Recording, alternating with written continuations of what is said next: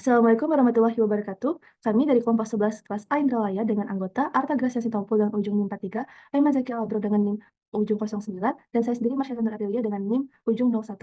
Di sini kami akan mempresentasikan tugas kami mengenai Missing Agitation Gas with Gases dengan mata kuliah perancangan alat proses.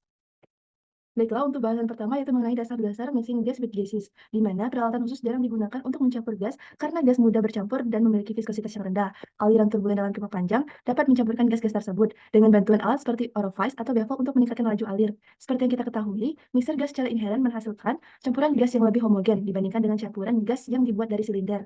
Ketika gas dicampur dalam mixer gas, gas-gas yang mengalir digabungkan dalam kondisi aliran turbulen, biasanya dengan susunan di mana gas-gas tersebut bertemu dengan sudut yang tepat.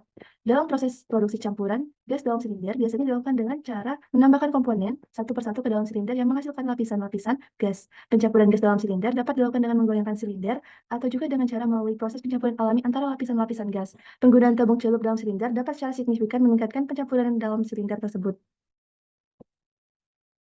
Terdapat 3 aplikasi dari mixer gas itu sendiri. Yang pertama itu set gases for welding atau sebagai gas pelindung, di mana campuran gas yang umum digunakan termasuk karbon monoksida dan argon, oksigen dan argon, serta helium dan argon. Kapasitas aliran yang digunakan itu bervariasi antara 200 standar kubik feet per hour hingga lebih dari 30.000 standar kubik feet per hour. Yang kedua yaitu atmospheric for heat treating, di mana mixer gas digunakan dalam aplikasi perlakuan panas dengan mencampurkan hidrogen ataupun nitrogen sebagai atmosfer tungku.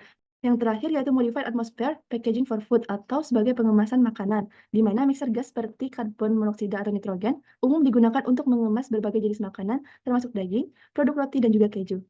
Selanjutnya, desain mixer gas dibagi menjadi 3. Yang pertama, gas mixer constant flow. Nah, alat ini menggunakan skema yang memastikan tekanan tetap turun secara stabil sesuai dengan batas aliran pada berbagai tingkat laju aliran. Nah, yang kedua, ini merupakan gas mixer with surge tank. Alat ini beroperasi dengan surge tank, solenoid valve, dan pressure switch, di mana saat tekanan rendah terdeteksi oleh pressure switch, karena surge tanknya terkuras, maka solenoid valve-nya akan diaktifkan untuk memungkinkan aliran campuran gas ke tangki hingga mencapai tekanan yang diinginkan. Yang ketiga, surge tank gas mixers dengan gas analyzer. Alat ini menggabungkan surge tank gas mixers dan gas analyzer, di mana gas analyzer secara konstan akan memantau gas campuran dengan terus menarik sampel kecil dari surge tank. Nah, ketiga desain mixers ini sangat berfokus pada tekanan, karena jika tekanannya tidak stabil, maka akan mengalami kerusakan pada alat tersebut. Nah, selanjutnya video ilustrasi. Pada video ini merupakan alat pencampuran gas, yaitu namanya Electronic Gas Mixers KM MIM+, di mana alat ini memiliki 2 alarm yang berfungsi untuk menstabilkan tekanan, sehingga ketika gasnya masuk akan lebih efektif pencampurannya.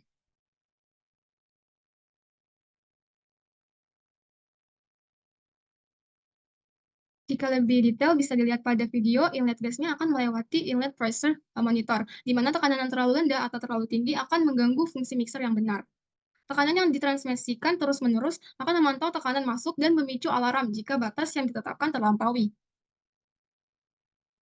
Nah, mixing valve memerlukan gas dengan tekanan masuk yang sama agar dapat bekerja dengan benar. Oleh karena itu, pada langkah selanjutnya, tekanan masuk gas dikurangi dan disamakan melalui sistem pemerataan tekanan. Hal ini dilakukan oleh regulator tekanan yang telah terbukti kinerjanya. Di sini kita juga bisa melihat ada double dome regulator pada pencampur gas inlet. Proses pencampuran sebenarnya terjadi di dalam inti pencampuran gas, yaitu mixing valve. Dalam hal ini, dua katup proporsional memiliki dua orifice yang berbeda, yang akhirnya dibuka dan ditutup oleh piston penggerak yang di sini. Nah, jika perbedaan berubah, aliran gas satu meningkat, dan pada saat yang sama, aliran gas lainnya proporsional akan berkurang. Perhitungan kombinasi optimum piston dan orifice merupakan keunggulan dari bidang engineering atau bidang teknik. Hal ini dikarenakan pengaturan campuran mekanik ini sangat stabil selama waktu yang lama.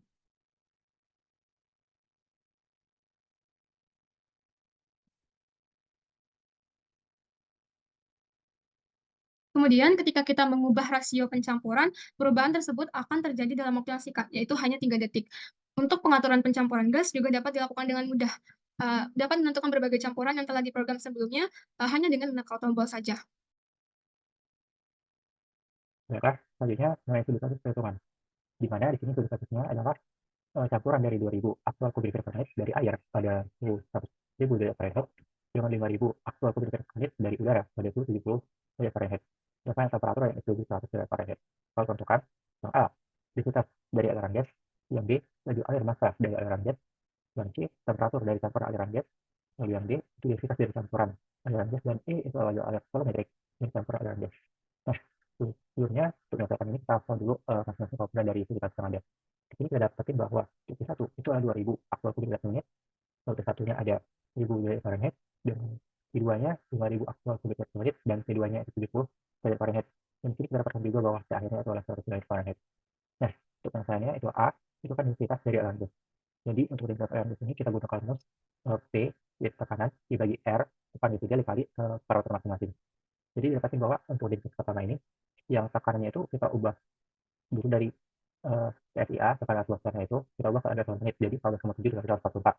Untuk tetapan gas ringannya 53,35, dan untuk temperatur masing-masingnya itu kita ubah juga dari Fahrenheit kita ubah ke Kelvin. Jadi 1000 Fahrenheit itu ditambah 459,9, dan didapatkan densitas pertama itu 0,0272. Dan begitu juga untuk densitas yang kedua, P dibagi R kali T2, dan didapatkan hasilnya itu adalah 0,0749. Lalu yang kedua laju air massa dari aliran gas. Nah, jadi untuk misalnya kita cari dulu S1 dan M2 masing-masing, di mana sebetulnya kita gunakan rumus densitas pertama dikali Q1. Jadi densitas pertama tadi 0,072 dikali densitasnya itu 2000. Jadi dapatin M1-nya itu 54,4 radian per menit. Begitu juga untuk M2, di mana densitas kedua tadi 0,749 dikali 5000, jadi dapat untuk M2-nya itu 3774,5 radian per menit. Dan dapat untuk mencari MS masnya tinggal tinggal jumlahkan saja M1 tambah M2, 54,4 tambah 374,5, dan dapat 128,9 radian per menit. Lalu yang C, temperatur dari campuran aliran gas. Untuk misalnya kita tentukan dulu suhu aliran gas campuran dengan asumsi spesifik konstan.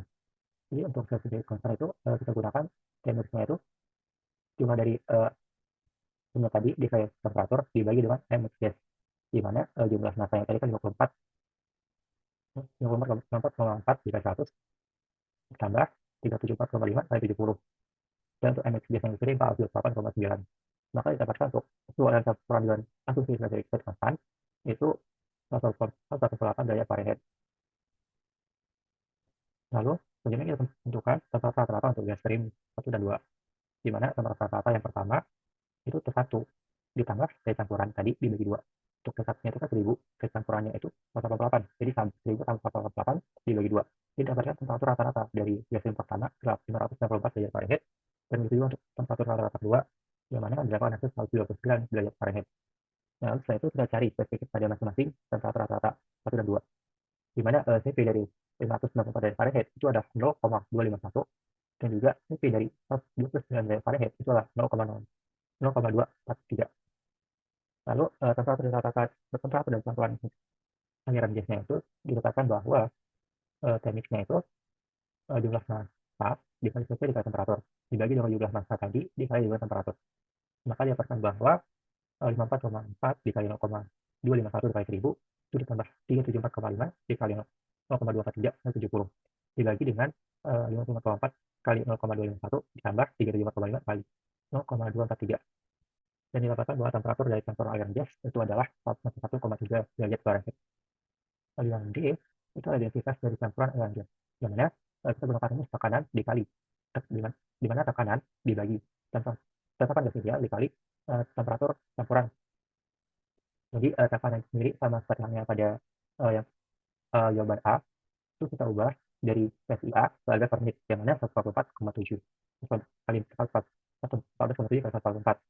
Lalu untuk gas idealnya 53,35, dan untuk temperatur campurannya juga sama seperti jawaban pada A tadi, kita ubah dari Fahrenheit kita ubah Kelvin, jadi 191,3 ditambah 459,59, dan didapatkan bahwa densitas campuran dari air gas ini adalah 0,0609. Lalu yang E itu adalah laju air volumetrik dari campuran aliran gas, yang mana di sini kita gunakan dari massa campuran dibagi dengan densitas campuran. Jadi massa campuran tadi kan 428,9 dan dibagi dengan densitas campurannya yaitu 0,0609, maka dapatkan bahwa laju air volumetrik dari campuran aliran gas adalah 7042,69. Baiklah, sekian materi Chemical Process mengenai mixing and agitation liquid gas dari kelompok kami. Semoga bermanfaat dan terima kasih.